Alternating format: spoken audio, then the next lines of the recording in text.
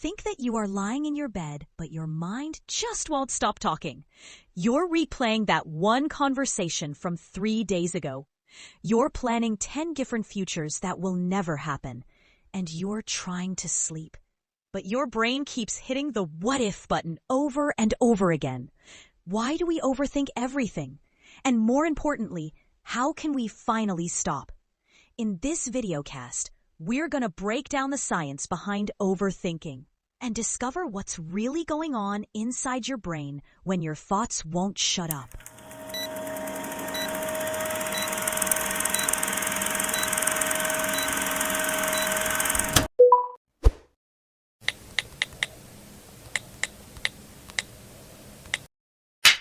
Okay, so you know that feeling, right? It's maybe 2 a.m. You're lying there, and your mind is just spinning. Not even about one big thing, just this loop, this endless replay of some conversation or worrying about a meeting next week. It's like you're trapped, completely stuck inside your own head, analyzing everything but deciding absolutely nothing. Well, today we're doing a deep dive into exactly that. We've got some great sources, excerpts from research collected in Breaking the Cycle of Overthinking. And our goal here isn't just to understand why our minds get stuck like this, but really to give you, the listener, some specific actionable tools to help you finally hit pause on that loop and, take back some control. Yeah, and I think it's important, first off, to really define what we mean by overthinking, because it's not just thinking hard, right? Overthinking is more like cycling, constantly analyzing, replaying things, questioning stuff, but without ever getting to a useful conclusion. Or taking action. It's like your brain is stuck in analysis mode, just spinning its wheels. Right? Stuck in neutral, burning fuel, but going nowhere. Yeah. And we need to separate that from, productive thinking, which actually solves the problem. Exactly. Productive thinking moves forward. Overthinking just circles. And psychologists often talk about two main flavors here, and it's useful to know the difference. First, there's rumination. That's when you're dwelling on the past, why did I say that? Or if only I'd done this instead. Constantly looking backward. Then there's worrying. That's all about the future. Anticipating threats, running through all the what ifs, what if I fail, what if this goes wrong? No, both keep you completely trapped in those whys and what ifs, and they actively stop you from, actually being in the present. Okay, so if it's so draining, so unproductive, why? Why do we even have this mental mechanism? It honestly feels like a bug in the system. It definitely feels like that sometimes.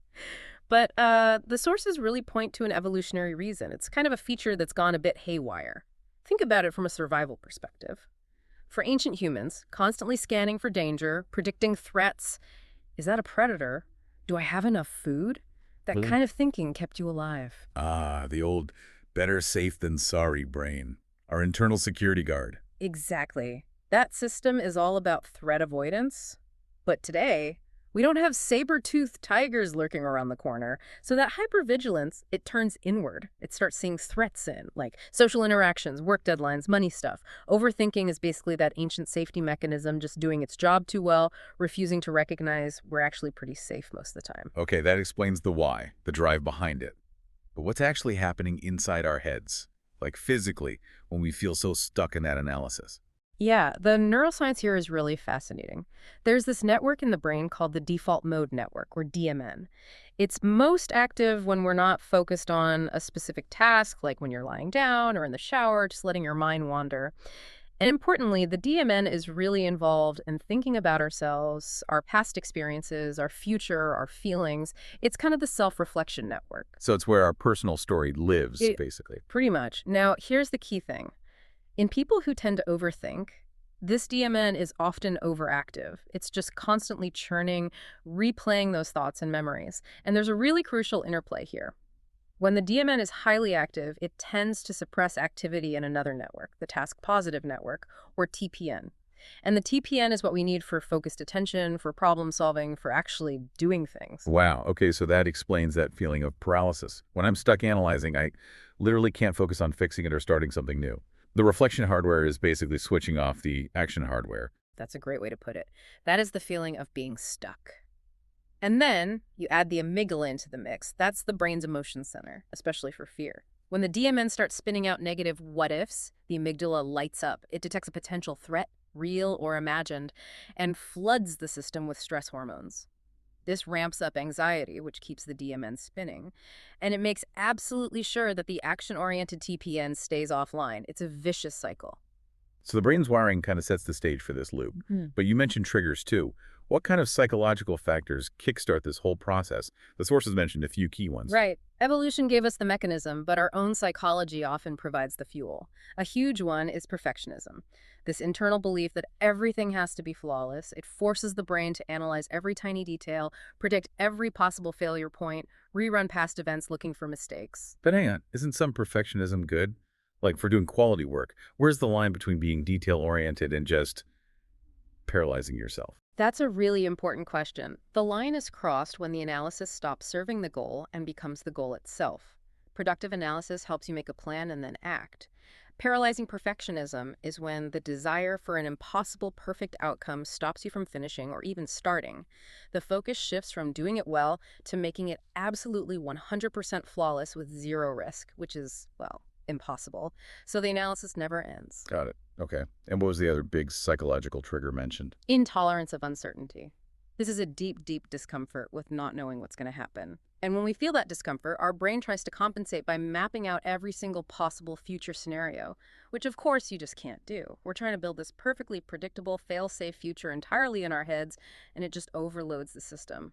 Oh, and the sources also note that things like chronic stress or past trauma or even just significant negative experiences can make our amygdala more sensitive, making us generally more likely to fall into these loops. Okay, so we've got this overzealous brain security guard, an overactive reflection network, maybe a tendency towards perfectionism or hating uncertainty. What's the damage?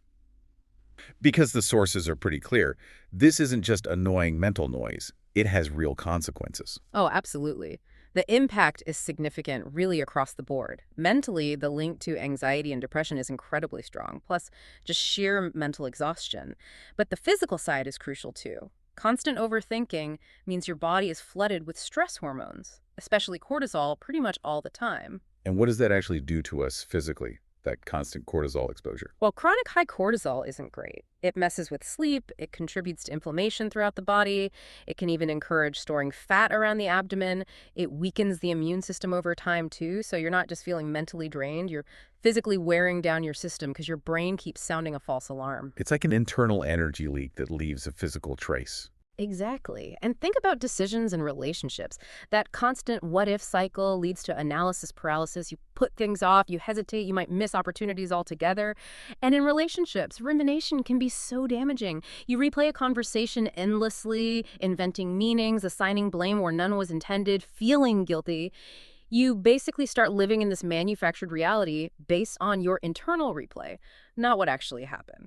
The other person probably forgot about it 5 minutes later. Let's make this really concrete. No. The sources gave those 3 examples that are just painfully relatable, like Ollie before his presentation. Right, Ali. Big presentation tomorrow. Instead of, actually practicing, he spends the night imagining disasters. What if the tech fails? What if they ask a question I can't answer? What if I just blank?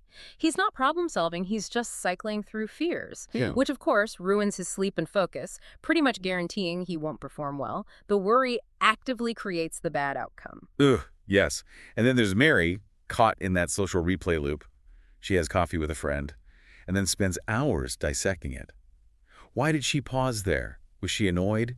Did I talk too much? Wasting an entire evening analyzing something that was probably totally fine. Totally. Creating stress and maybe even resentment out of thin air. It's exhausting.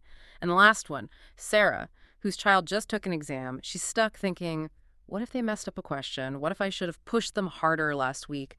She's caught in past hypotheticals and self-blame. She can't change the past. She can't know the future, but she's burning all this energy trying to mentally control both instead of just accepting the event is over. Yeah, all 3 really show how overthinking is basically running away from the present moment, either digging into an unchangeable past or trying to control an unknowable future.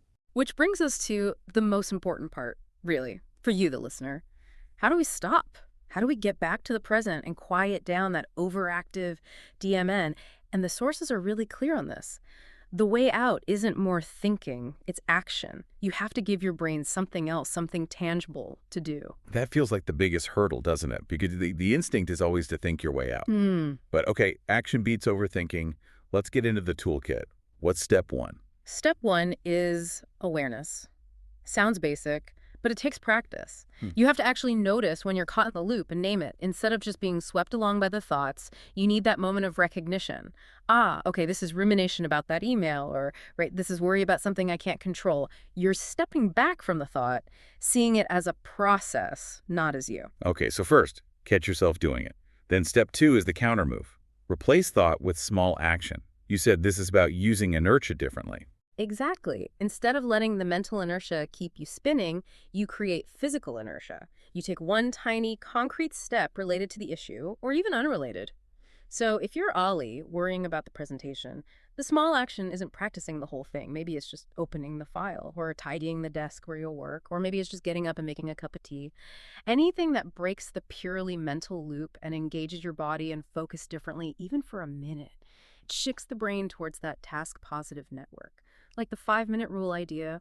If a task related to the worry takes less than 5 minutes, just do it right now instead of thinking about it. I like that. Break the spell with a small dose of reality. Okay, step 3 tackles one of those triggers we talked about. Accept uncertainty. This feels tough because, well, life often demands plans and predictability. How do we practice accepting uncertainty when everything pushes us to nail down the future? It's about shifting your focus. You can't control the outcome, but you can control your effort and your response. The practice is noticing that urge for certainty, that need to know exactly how things will turn out, and consciously letting it go, telling yourself it's okay not to know. Hello. So instead of trying to guarantee the presentation goes perfectly, you focus on preparing well, and then you consciously release the outcome. It's building tolerance for that uncomfortable feeling of the unknown. Right, focusing on process over perfect results. Yeah. And since overthinking has that physical side, the racing heart, the tension tool number 4 makes sense. Mindfulness and body awareness, using the body to calm the mind. Precisely. Overthinking shows up physically tense shoulders, shallow breathing, that general feeling of being keyed up because the amygdala is active. So physical techniques are incredibly powerful for signaling safety back to the brain. Deep breathing is a classic for a reason. Like the 4-7-8 breath inhale for 4, hold for 7, exhale slowly for 8. That slow exhale directly stimulates the parasympathetic nervous system, telling your body the threat has passed. Even just stretching or a quick walk helps. It pulls your attention out of that internal DMN chatter and anchors you back in physical sensations in the present moment. Using your biology to kind of short-circuit the runaway neurology. Right. Okay, and the final tool in the kit, set the thinking limit. Yeah, this is about creating boundaries for your brain, especially around rest time. You consciously decide on a cutoff point for analytical thinking or worry. For example, deciding, okay, after 8 p.m., I'm not going to replay the day's events or strategize about tomorrow. And when those thoughts inevitably pop up after your cutoff time, you acknowledge them, maybe jot them down on a notepad beside your bed, like literally park the worry to deal with tomorrow morning. And then you consciously give your brain permission to switch off from problem-solving mode. That sounds incredibly useful for protecting sleep and just allowing mental downtime. Okay, so let's pull this all together then for you, the listener. What we've explored in this deep dive is that overthinking isn't just thinking too much. It's this unproductive analysis loop, kind of rooted in our old survival instincts. Right, instincts that manifest today through brain patterns like an overactive default mode network, often fueled by things like perfectionism or difficulty with uncertainty. And it's not harmless. It takes a real toll mentally and physically, impacting health, decisions, and relationships. But the key takeaway is that it is manageable, not by thinking even harder, but through conscious awareness and deliberate small actions. Accepting uncertainty, grounding yourself physically, and setting boundaries. So if overthinking really is that ancient survival brain trying its best to keep us safe, constantly scanning for danger, here's a final thought for you to take away. What's the absolute smallest, simplest physical action you could take right now, maybe even in the next 60 seconds, related to whatever your mind is currently spinning on? What tiny step would satisfy that ancient nervous part of your brain just enough to let it rest, even for a little while? Find that one small action and try it. Break the cycle. Overthinking isn't just thinking too much. It's your brain trying to protect you, but in the wrong way. When you understand how it works, you can take back control and turn that endless noise into calm focus. So next time your thoughts start running wild, just remember, your mind isn't your enemy. It's just asking for a little rest. Thanks for staying till the end of this videocast. If you enjoyed it, don't forget to hit subscribe. because we've got a lot more mind science coming your way.